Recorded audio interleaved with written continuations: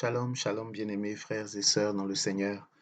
Dans l'évangile de ce 16e dimanche du temps ordinaire, tiré de l'évangile selon saint Marc chapitre 6, Jésus voit ses apôtres revenir de mission et il remarque qu'ils sont fatigués.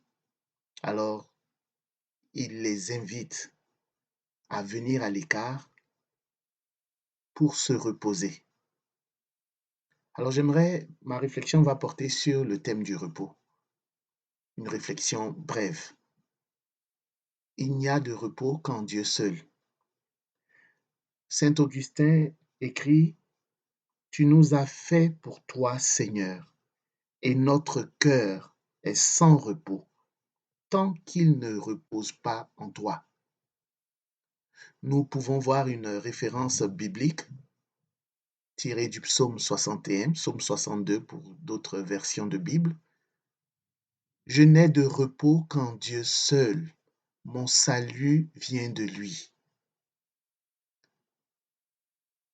Tu es en mission et tu es une mission, disais-je dans la réflexion précédente. Tu es en mission et tu es une mission, où que tu ailles, quoi que tu fasses.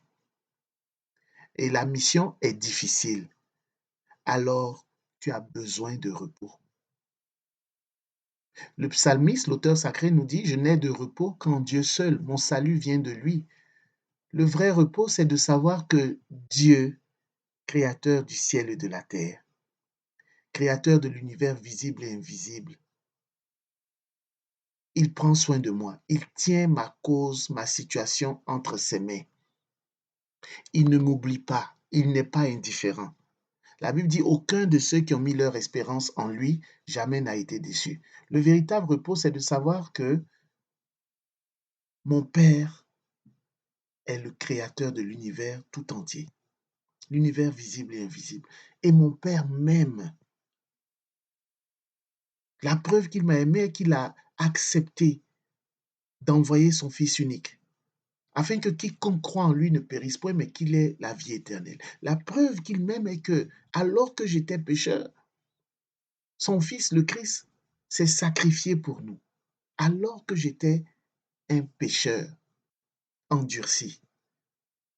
Mon Dieu m'aime et mon Dieu ne restera pas indifférent. Je peux trouver que le temps est long, il n'agit pas, alors que cela fait 5 ans, 10 ans que je prie pour la même chose, mais Dieu n'est jamais en retard. Le vrai repos s'enracine dans la confiance que nous mettons en notre Dieu.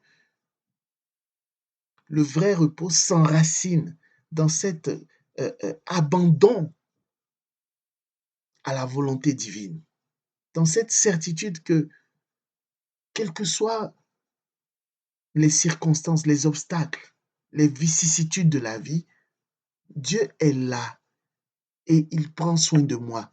Toute chose concourt au bien de ceux qui aiment Dieu. Tout ce qui m'arrive, que je ne le comprenne, que je ne le comprenne point.